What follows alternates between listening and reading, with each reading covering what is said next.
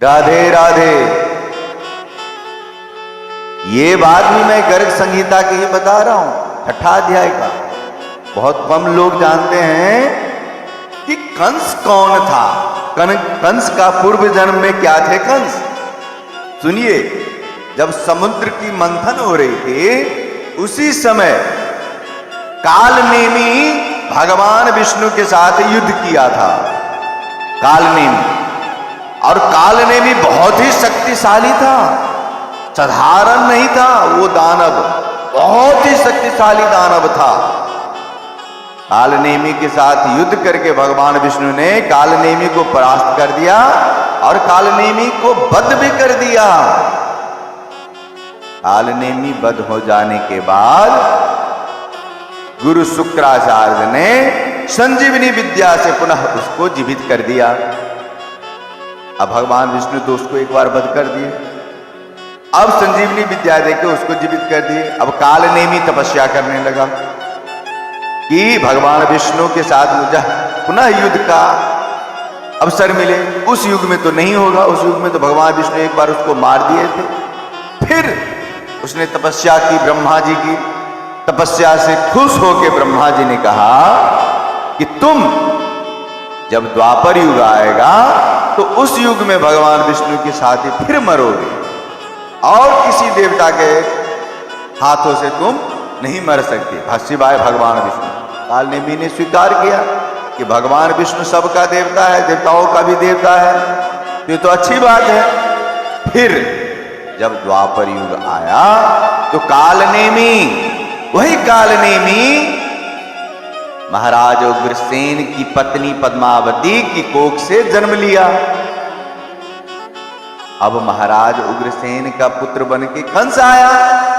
कंस जब कुमार अवस्था में पहुंचा ना, इतने सारे बल के कारण जितने भी राजा महाराजा सबसे युद्ध करते थे सबको परास्त कर दिया। कोई उनको कंस को हरा ही नहीं सकता। इतने सारे शक्ति उसके पास, पूर्व जन्म का भी शक्ति, इस जन्म का भी शक्ति। तो उसको तो आशीर्वाद है, भगवान विष्णु के सिवा उसको कोई नहीं परास्त कर सकता। अब ये कंस जो है अपना मनोबल बढ़ाता गया, जितने भी राजा महाराजा था सबसे युद्ध करने लगा। एक दिन क्या हुआ, काल ये महाराजा कंस चलते चलते चलते चलते महेंद्र पर्वत पे पहुंच गए और महेंद्र पर्वत को ही उठा लिया और 100 बार वैसे ऐसे घुमाया, जिस पे परशुराम जी बैठ के तपस्या कर रहे थे। परशुराम जी देख रहे हैं कि भाई साहब ये क्या हो रहा है, महेंद्र पर्वत को किसी ने घुमा दिया, भूकंप तो नहीं आ गया। देखा नीचे तो देखा ये कंस जो है ऐसे घुमा रहा है। फट से महेंद्र पर्वत से परशुराम जी उठ के, अब परशुराम जी के पास एक धनुष था, वो धनुष उठाए परशुराम जी और कंस के ऊपर तान दिए।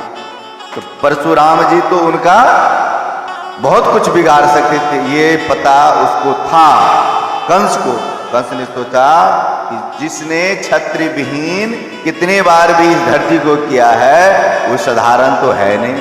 तुरंत कंस जो है परशुराम जी के पैरों में गिर गए, बोले प्रभु मुझे माफ कर दीजिए, मैं तो अज्ञानता बस ऐसी इस पर्वत को घुमा लिया। तो बोला मैं तुम्हें माफ तो नहीं कर पाऊंगा, लेकिन तुम मेरे हाथों से तभी बच सकते हो कि मेरे हाथों में जो धनुष है उस धनुष पे तुम प्रत्यंचा चढ़ा दोगे। महाराज कंस ने उस धनुष पे प्रत्यंचा चढ़ा दिया। परशुराम जी वो धनुष उसको दे दिया और परशुराम जी को बोला कि देख ये धनुष जहां पे तुम रखोगे और जब तुम्हारे राज्य में ये धनुष को अगर कोई उठा के इस पे प्रत्यंचा चढ़ा देगा उसी के हाथ से तुम्हारी मृत्यु निश्चित होगी, ये समझ लो। और वो धनुष उसको कंस को दे दिया। वो धनुष कंस मथुरा में आके रख दिए।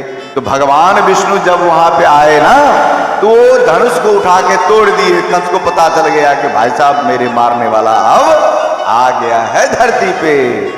तो ये है कंस की कहानी।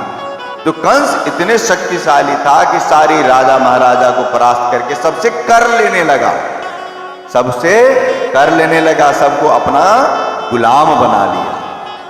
तो कंस कोई साधारण मनुष्य नहीं था, वो भी बहुत शक्तिशाली था। और भगवान विष्णु को कृष्ण के रूप में अवतरित होने का ये जो पूरा लीलाएं रचनी पड़ी, क्योंकि उनको पता था ये साधारण मानव नहीं है, इसको मार के हमें धर्म का स्थापित भी करना है। तो इसलिए वहां से अपने गोलोक धाम से भगवान विष्णु, भगवान श्री कृष्ण बहुत सारे अपने मेंबर्स को भेजे इस धरती पे। प्रेम से बोलो राधे राधे, राधे राधे, जय श्री राधे।